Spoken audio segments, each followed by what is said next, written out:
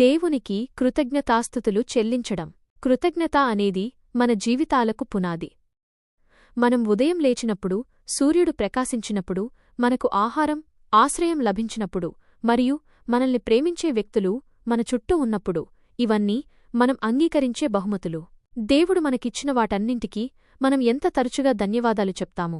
కృతజ్ఞత అనేది మన జీవితాలలో దేవుని మంచితనాన్ని గుర్తించడం మరియు అభినందించడం. మన జీవితంలో చిన్న విషయాల నుండి గొప్ప విజయాల వరకు ప్రతిదానికీ మనం కృతజ్ఞతతో ఉండాలి. ఇది మన దృష్టిని లోటు నుండి సమృద్ధి వైపు మారుస్తుంది. రెండవది, ఆయన నామమును ప్రకటన చేయుడి లేదా ఆయన గురించి మాట్లాడండి.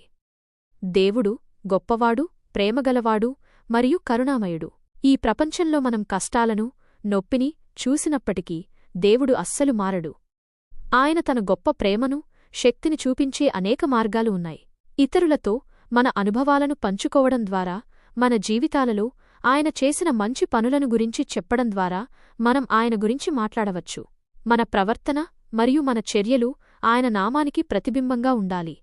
మనం దేవుని యొక్క దయ, ప్రేమ మరియు విశ్వసనీయత గురించి మాట్లాడినప్పుడు మనం ఈ ప్రపంచంలో ఆశ మరియు వెలుగును వ్యాప్తి చేస్తున్నాము. చివరిగా, జనములలో ఆయన కార్యములను తెలియచేయడం. దీని అర్థం దేవుడు ప్రపంచం కోసం ఏమి చేస్తున్నాడో ఇతరులకు చెప్పడం. దీని అర్థం చరిత్రలో, అలాగే ఈరోజు మన చుట్టూ ఉన్న ప్రపంచంలో ఆయన చేసిన మరియు చేస్తున్న గొప్ప పనులను గుర్తించడం.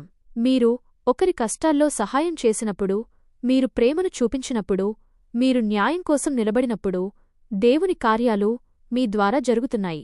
ఈ ప్రపంచంలో శాంతి, దయ మరియు నిస్వార్థ సేవ యొక్క అవసరాన్ని మనం చూస్తాము.